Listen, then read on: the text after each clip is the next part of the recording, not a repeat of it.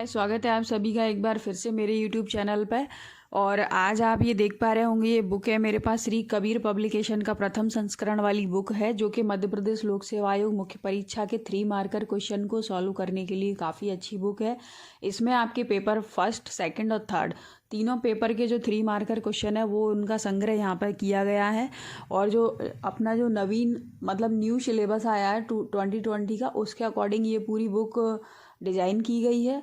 और इसमें जो पिछले 5 साल के जो MPPSC के द्वारा पूछे गए 3 मार्कर क्वेश्चन है उनको यहाँ पर मेंशन किया गया है। तो चलिए आज हम करने वाले हैं इसी बुक का रिव्यू।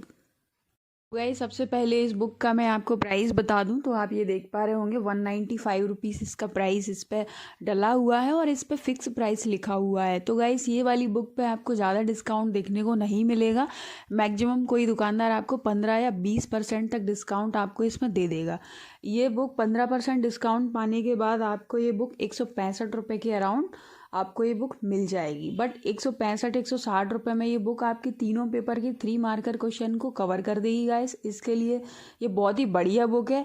इसकी जो भाषा है वो काफ़ी इजी लैंग्वेज में आपके 3 मार्कर क्वेश्चन कवर हो जाएंगे। और आप जानते हो कि 3 मार्कर क्वेश्चन का मुख्य परीक्षा में कितना बड़ा रोल रहता है। एक पोर्शन के 15 क्वेश्चन पूछे जाते हैं, डबल पोर्शन में 30 क्वेश्चन हो गए। और एक पेपर के अगर मार्क्स की बात करें तो 90 नंबर के 3 मार्कर क्वेश्चन हमको एक पेपर में देखने को मिलते हैं।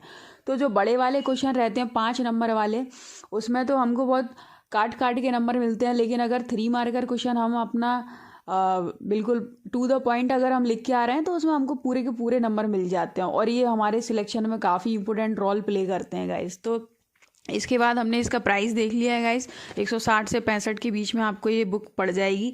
और ये इनका प्रथम संस्करण है श्री कबीर पब्लिकेशन का। और ये जो बुक डिज़ाइन की है वो आप यहाँ देख पा रहे होंगे, ये DSP मैडम आकांक्षा जैन के द्वारा ये पूरी बुक लिखी गई है और पब्लिश की गई है श्री कबीर पब्लिकेशन के द्वारा। तो काफ़ी बढ़िया बुक है ये और मैंने भी इसको पढ़ा है। तो सबसे पहले इसमें आपको मैं टोटल पेजेस बताऊँ तो इसमें टोटल पेजेस हैं आपके, ये आप देख पा रहे होंगे 272 पेजेस इसमें आपको मिलेंगे। प्रिंट क्वालिटी बढ़िया है, पेज की क्वालिटी थोड़ा सा हम मान सकते हैं, थोड़ा सा पतला पेज इन्होंने यहाँ पर यूज किया है, लेकिन उससे कोई ख़ास फ़र्क नहीं पड़ता। प्रिंट क्वालिटी अच्छी आपको मिलेगी।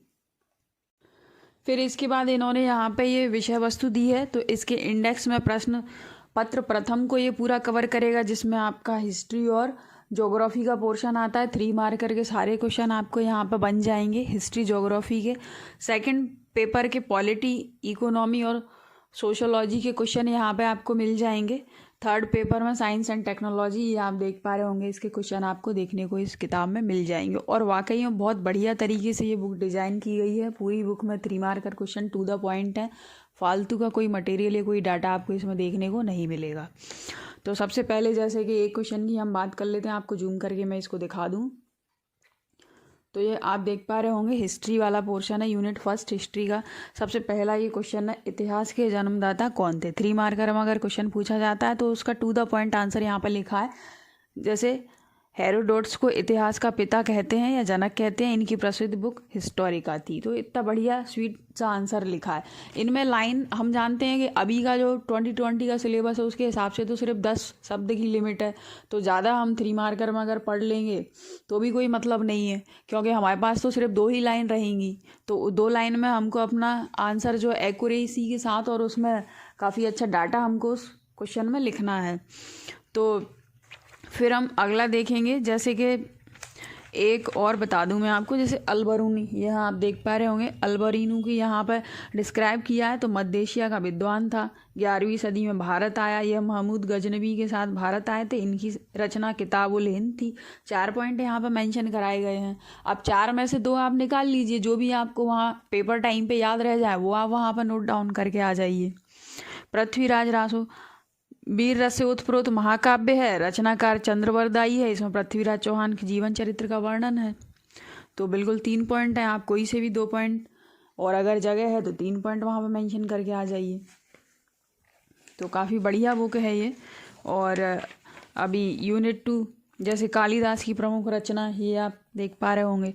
तो नाटक कौन कौन से हैं, ये यहाँ पर सारा प्रोवाइड कराया गया है। महाकाव्य कुमार संभवम रघुवंशम खंडकाव्य मेघदूतम अन्य रचना सेतु काव्यम श्रुतबोधम श्याम दंडक, ये सारी चीज़ें। फिर थोड़ा सा मैं आपको ज्योग्राफी के पोर्शन बता दूं तो यहाँ पे जो मध्य प्रदेश की हिस्ट्री है, मध्य प्रदेश की हिस्ट्री से भी काफ़ी बढ़िया क्वेश्चनों का यहाँ पे संग्रह आपको देखने को मिल जाएगा। जैसे कि बुंदेलखंड की अवस्थिति, तो बुंदेलखंड में देख लीजिए, अब मध्य प्रदेश के उत्तर भाग में स्थित है, मध्य उच्च भूमि का हिस्सा है, यह पहाड़ी क्षेत्र के अनेक स्थानों पर कटा फटा है। ठीक है, ये बढ़िया इन्होंने डाटा प्रोवाइड कराया है। फिर एक अगला क्वेश्चन है और हम इसका ऑब्जर्वेशन कर सकते हैं। जैसे चंदेल वंश, तो राजधानी महोबा थी और प्रसिद्ध बुंदेली वंश है, प्रमुख राजा इसके परमादित्य देव थे। प्रसिद्ध स्थापत्य कला का विकास हुआ खजुराहो के मंदिरों का। और भी हम अपने हिसाब से इसमें कुछ भी लिख सकते हैं, लेकिन एक हमको जो फॉर्मेट रहता है 3 मार्कर का वो यहाँ पे बहुत बढ़िया है और डाटा भी बहुत बढ़िया है। फिर इसके बाद और आपको बताएं, जैसे कि ये है ज्योग्राफी वाला पोर्शन है, तो ज्योग्राफी में जैसे मान लीजिए दंडकारण्य का पठारीय दिया है, तो विस्तार इसका यहाँ पे प्रोवाइड कराया है। उड़ीसा, छत्तीसगढ़, आंध्र प्रदेश, इसके उत्तरी भाग को दंडकारण्य उच्च भूमि तथा दक्षिणी भाग को दंडकारण्य घाट कहा जाता है। कितना बढ़िया स्वीट सा आंसर यहाँ पर दिया है। तो बिल्कुल ऐसे ही हम अपने आंसर को अगर वहाँ पर नोट डाउन करके आएंगे तो हमको बहुत अच्छी मार्किंग होगी। इसके बाद एक और देख लीजिए लूनी नदी, तो लूनी नदी लंबाई यहाँ पर प्रोवाइड कराई 320 किलोमीटर। इस नदी का उद्गम अजमेर के दक्षिण पश्चिम में अरावली पहाड़ियों से होता है। यह एक अंतर्वाही नदी है, इसे लवण नदी भी कहते हैं। बढ़िया है, कोई दिक्कत नहीं है इसमें। और ऐसे ही थोड़ा सा दूसरे सब्जेक्ट का भी है, मैं आपको बता दूं। पॉलिटी ले लीजिए, पॉलिटी में देखिए ई अदालत को यहाँ पे परिभाषित किया, आपको दिख रहा होगा ये। तो ई अदालत में आभासी अदालत कहते हैं इसको। और किसी गवाह को समय के भीतर या बहुत अधिक खर्चे के बिना बुलाना संभव न हो तो उसके साध्य का अभिलेख वीडियो कॉन्फ्रेंसिंग के माध्यम से भी किया जा सकता है ना। इसमें से अपन छोटा सा थोड़ा शॉर्ट करके लिख दीजिए, इसमें लगभग 40 तकनीकी सेवाएं प्रचलित हैं, कुछ भी बना के लिख दीजिए, है ना। फिर थोड़ा सा और आपको बताएं, जैसे भारतीय जनता पार्टी मान लीजिए 3 मार्कर में आया, तो उसको कैसे रिप्रेजेंट करेंगे। तो गठन 1980 में है, मुख्यालय नई दिल्ली में है, चुनाव चिन्ह कमल का फूल है, अध्यक्ष अमित शाह है वर्तमान। विचारधारा कैसी है, तो हम मेंस में लिख रहे हैं तो ये लिख दीजिए, ये पार्टी का गठन 1980 में किया गया, मुख्यालय नई दिल्ली है और चुनाव चिन्ह कमल का फूल है।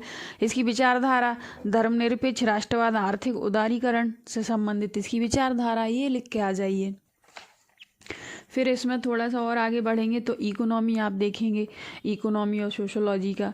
तो निजीकरण की परिभाषा आप देख पा रहे होंगे यहाँ पे। तो इसमें सरकार किसी उपक्रम की हिस्सेदारी के साथ नियंत्रण, प्रबंधक और संचालन का अधिकार भी बेच देती है।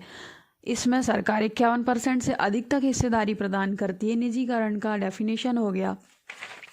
फिर हम स्टॉक मार्केट ये आप देख पा रहे होंगे, स्टॉक मार्केट, SLR वैधानिक तरलता अनुपात, और म्यूचुअल फंड, अनौपचारिक क्षेत्र, गिफिन वस्तुएं क्या होती हैं, सभी की जो अच्छे जो क्वेश्चन रहते हैं, जो आने की संभावना जिनकी रहती है और जो हमको भी लगता है पढ़ने में कि इनकी हमको डेफिनेशन मालूम होना चाहिए या इनके बारे में हमको पता होना चाहिए, तो वो सारा यहाँ पे एक ही प्लेटफॉर्म पे आपको देखने को मिल जाएगा। 3 मार्कर के लिए आपको अलग से मेहनत करने की बिल्कुल आवश्यकता नहीं है और तीनों पेपर ही बहुत स्कोरिंग है, तो आप आसानी से एक पुस्तक पढ़िए और 3 मार्कर आपके पूरे कवर हो जाने हैं। और बाकी तो अपन डिटेल स्टडी करते ही हैं, तो कोई दिक्कत ही नहीं है। फिर हम थोड़ा सा और आगे बढ़ेंगे तो यहाँ पे MP के रिलेवेंट प्रोवाइड कराया गया है, MP के ज्योग्राफी से रिलेवेंट। तो देखिए MP की इकोनॉमी है, यहाँ पे ज्योग्राफी अपन पहले ही देख चुके हैं। तो मध्य प्रदेश के प्रमुख औद्योगिक केंद्र, तो यहाँ पे 6 औद्योगिक केंद्र प्रोवाइड कराएंगे। 6 के 6 नाम और 6 कहाँ पर स्थित हैं, जैसे मेघनगर, झाबुआ में, मालनपुर, भिंड में, मंडीदीप, रायसेन, शाजापुर, हजीरा, बीजापुर, देवास, ग्वालियर, ये सभी यहाँ पर दिए गए हैं। फिर थोड़ा सा और सोशोलॉजी वाला पोर्शन देख लेते हैं। तो सोशोलॉजी में